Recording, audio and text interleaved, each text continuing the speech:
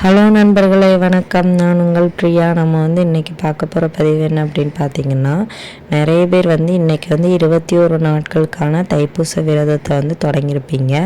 மாலைகள் போடுறவங்க போட்டிருப்பீங்க. ஸோ நீங்கள் தொடர்ந்து இந்த 21 நாட்கள் நம்ம சொல்லக்கூடிய இந்த 5 செயல்களை தொடர்ந்து பின்பற்றிட்டு வந்தீங்க அப்படின்னா கண்டிப்பாக உங்களுக்கு உங்களோட வேண்டுதல்கள் தைப்பூசத்தன்னைக்கு நிறைவேறும். கட்டாயமாக முருகப்பெருமானும் நம்மளோட இல்லத்திற்கு வருவதை நம்மளால் கண்கூடாக பார்க்க முடியும். அது என்ன பதிவுன்னு சொல்லிட்டு நம்ம பார்க்கலாம். அதுக்கு முன்னாடி நீங்கள் இந்த பதிவை பார்க்கக்கூடிய முருக பக்தர்களாக இருந்தீங்க அப்படின்னா மறக்காமல் ஓம் சரவணபவாங்கிறத நம்மளோட கமெண்ட் பாக்ஸில் கமெண்ட் பண்ணுங்கள். நீங்கள் நம்மளோட சேனலை இது வரைக்கும் சப்ஸ்கிரைப் பண்ணாமல் பார்த்துட்டு இருந்தீங்க அப்படின்னா மறக்காமல் சப்ஸ்கிரைப் பண்ணி வச்சுக்கோங்க. நம்ம சேனல் க்ரோத் ஆகிறதுக்கு நீங்கள் சப்ஸ்கிரைப் பண்ணுறது ரொம்பவும் ஹெல்ப்ஃபுல்லாக இருக்கும். இப்போ வாங்க நம்ம பதிவுக்குள்ளே போகலாம். ஸோ 21 நாட்கள் விரதம் இருப்பதற்கு சரியான நாள் இன்றைக்கி 22/1/2025 புதன்கிழமை. இன்றைக்கி நீங்கள் மாலைகள் போட்டிருந்தாலும் விரதம் இருக்க தொடங்கியிருந்தாலும் காலையில் முடியாதவங்க மாலை நேரம் கூட நம்மளுக்கு டைம் இருக்குது, இரவு வரைக்கும் டைம் இருக்குது, நீங்கள் செஞ்சுக்கலாம். ஸோ இன்றைக்கி நீங்கள் தொடங்கக்கூடிய இந்த 5 செயல்கள் தொடர்ந்து 21 நாட்கள் நீங்கள் ஃபாலோ பண்ணணும். என்னென்ன செயல்கள்னு சொல்லிட்டு நம்ம ஒன் பை ஒன்னாக பார்க்கலாம். முதலாவதாக நீங்கள் செய்ய வேண்டிய விஷயம் என்ன அப்படின்னு பார்த்தீங்கன்னா, நீங்கள் முருகருக்கு விரதம் இருக்கணும்னு நினச்சிருக்கீங்க, இல்லை மாலை போட்டிருக்கீங்க அப்படின்னா நீங்கள் முதல்ல உங்களோட வீட்டு நிலைவாசல் நல்லா சுத்தம் பண்ணிவிட்டு மஞ்சள் குங்குமம் பொட்டு வச்சுக்கோங்க. நிலைவாசல் முழுக்க ஒரு சில பேர் வைப்பாங்க, ஒரு சில பேர் முருகருக்கு எப்படி நம்ம 3 பட்டை போடுவோமோ அதே போல் போட்டு பொட்டெல்லாம் வைப்பாங்க. ஸோ அந்த மாதிரி நிலைவாசலை நல்லா தொடச்சி சுத்தம் பண்ணி நீங்கள் பொட்டு வச்சுக்கோங்க. உங்களோட நிலை கதவில் ஓம்ங்கிறத நீங்கள் எழுதணும். அந்த சந்தனத்தாலேயோ இல்லை மஞ்சள் பொடியினாலேயோ அரிசி மாவுனாலேயோ ஏதாவது ஒன்று வச்சு நீங்கள் ஓம்ங்கிற அந்த நாமத்தை இன்னைக்கு நீங்கள் எழுதணும். எழுதிட்டு அதுக்கும் மஞ்சள் குங்குமம் போட்டு வச்சுருங்க. இது நீங்கள் முதலாவதாக செய்ய வேண்டிய விஷயம். இரண்டாவதாக செய்ய வேண்டிய விஷயம் என்ன அப்படின்னு பார்த்தீங்கன்னா, நீங்கள் முருகரோட படத்துக்கு ஏதாவது மலர்கள் கொண்டு அலங்காரம் பண்ணணும்.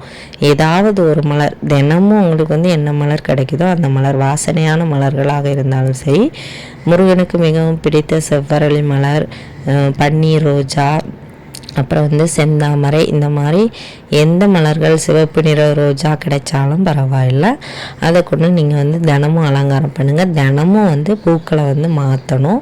அதே மாதிரி முருகரோட வேல் அப்புறம் சிலை வழிபாடு பண்ணுறீங்க அப்படின்னா அதுக்கும் தினமும் நீங்கள் அபிஷேகம் உங்களால் முடிந்த நெய்வேத்தியங்களை செஞ்சு வைக்கணும். அதே மாதிரி அந்த ஓம் சொன்னதையும் நீங்கள் தினமும் மாற்ற முடிஞ்சால் மாற்றிடுங்க. அதுக்கப்புறமா மூன்றாவதாக நீங்கள் செய்ய வேண்டிய விஷயம் என்ன அப்படின்னு பார்த்தீங்கன்னா, யாருக்கிட்டேயும் அதிகமாக கோவப்படக்கூடாது, யாருக்கிட்டேயும் அதிகமாக சத்தம் போட்டு பேசக்கூடாது.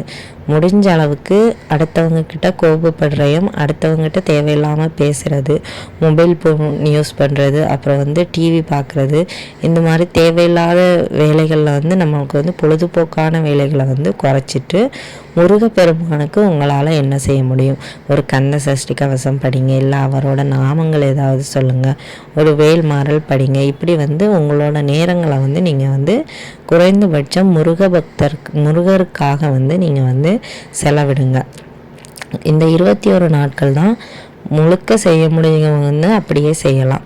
21 நாட்கள் நீங்கள் உங்களோட மனசை கொஞ்சம் கட்டுப்படுத்திட்டு உங்களோட அந்த வேண்டுதல்களுக்காக முருகப்பெருமான்கிட்ட உங்களோட முழு நேரத்தையும் செலவிடுங்க. ஸோ இது 3வது விஷயம். 4வதான விஷயம் என்ன அப்படின்னு பார்த்தீங்கன்னா, உங்களால் முடிந்த நெய்வேத்தியங்கள் ஏதாவது ஒன்று, பால் இல்லை ஏதாச்சும் ஒன்று, கற்கண்டு, வீட்டில் ஏதாவது செஞ்சுருப்பீங்க, சாப்பாடு செஞ்சுருப்பீங்க, அதை கூட நீங்கள் வச்சுக்கலாம். ஸோ அப்படி ஏதாவது ஒரு நெய்வேத்தியம் கண்டிப்பாக வைக்கணும். அதுக்கு கூடவே முருகருக்கு சர்க்கோண கோலம் போட்டு ஒரே ஒரு அகல் தீபமாவது கண்டிப்பாக ஏற்றணும். குறைந்தபட்சம் காலையும் மாலையும் நீங்கள் கட்டாயமாக விளக்கேற்றிருக்க வேண்டும். இல்லை எனக்கு ஒரு நேரம் தான் டைம் இருக்குது அப்படின்னா ஒரு வேளையாவது நீங்கள் கண்டிப்பாக முருகருக்கு விளக்குகள் ஏற்றிருக்கணும். ஒரு விளக்கு ஏற்றினாலும் பரவாயில்ல, 6 விளக்கு ஏற்று நினைக்கிறவங்க கூட 6 தீபம் கூட ஏற்றிக்கலாம். தொடர்ந்து நீங்கள் வந்து 21 நாட்கள் பண்ணும்போது கண்டிப்பாக உங்களோட வேண்டுதல்களுக்கான முழு பலன்களையும் வந்து நீங்கள் வந்து பார்க்க முடியும். அந்த தீபம் எரியறதுலேயே நம்மளுக்கு வந்து தெரியும் முருகர் வந்து நம்மளோட வேண்டுதல்களை வந்து ஏற்றுக்கிறார் அப்படின்னா அந்த தீபம் வந்து ரொம்ப பிரகாசமாக அழகாக நின்று நிதானமாக எரியும். இல்லை உங்களோட வேண்டுதல்களை வந்து ஏதாவது தடை வரப்போகுதுங்கிறதையும் அந்த தீபம் எரியிறது நம்மளுக்கு வந்து காட்டும். ஒரு சில நேரங்களில் அது வந்து அணைஞ்சு போயிடலாம், இல்லை வந்து ஏதாச்சும் காற்றடிச்சு அணைஞ்சு போயிடலாம். ஸோ இந்த மாதிரியெல்லாம் நடக்கும். ஸோ இதெல்லாம் வந்து வச்சு நம்மளோட வேண்டுதல்கள் வந்து எப்படி நிறைவேற போகுதுங்கிறத நம்மளே வந்து பார்க்க முடியும். அப்புறம் வந்து நீங்கள் வந்து செய்ய வேண்டிய விஷயங்கள் என்ன அப்படின்னு பார்த்தீங்கன்னா, உங்களுக்கு வந்து இந்த 21 நாட்களுக்குள்ள முருகப்பெருமானோட ஏதாவது ஒரு ஒரு ஒரு ஃபோட்டோவோ இல்லை வந்து அவர் சம்மந்தமான ஏதாவது ஒரு பொருள் வந்து கட்டாயமாக உங்கள் கையில் வந்து சேரும். இது வந்து 21 நாட்களில் வந்து கண்டிப்பாக நடக்கும். இந்த விஷயம், இந்த ஒரு விஷயம் நடந்தனாலே போதும், உங்களோட வேண்டுதல்கள் வந்து 100% நிறைவேறப் போவதை வந்து முருகப்பெருமானே உங்களுக்கு வந்து உணர்த்துவதாக அர்த்தம். வந்து என்ன பொருள் வந்து உங்களுக்கு வந்து கிடைக்கிது, அவர் சம்பந்தமான ஏதாவது ஒரு பொருளாக இருக்கலாம், இல்லை ஒரு படமாக இருக்கலாம், இல்லை அவரோட ஒரு வேல், ஒரு புத்தகமாக இருக்கலாம். இப்படி அவர் சம்பந்தமான ஏதாவது ஒன்று வந்து உங்களுக்கு வந்து கட்டாயமாக கிடைக்கும். அது கொண்டு வந்து தரக்கூடிய அந்த நபர் கூட முருகப்பெருமான் சம்பந்தமான பெயர் கொண்ட நபராக தான் இருப்பார். இப்படி ஏதாவது ஒரு விஷயம் வந்து கண்டிப்பாக உங்களுக்கு வந்து நடக்கும். அதே மாதிரி நீங்கள் வந்து 5ஆவதாக செய்ய வேண்டிய விஷயம் என்ன அப்படின்னு பார்த்தீங்கன்னா, நீங்கள் வந்து தினமும் கொஞ்சம் அரிசியும் கொஞ்சம் நாட்டு சர்க்கரையும் கலந்து எறும்புகளுக்கு வந்து அந்த அரிசியும் நாட்டு சர்க்கரையும் கலந்து வைங்க. ஏன்னா வந்து தினமும் நீங்கள் வந்து அன்னதானம் செய்த ஒரு புண்ணியத்தை வந்து நீங்கள் வந்து பெற முடியும். இந்த 5 விஷயங்களையும் நீங்கள் வந்து தொடர்ந்து 21 நாட்களும் செஞ்சுட்டு வாங்க.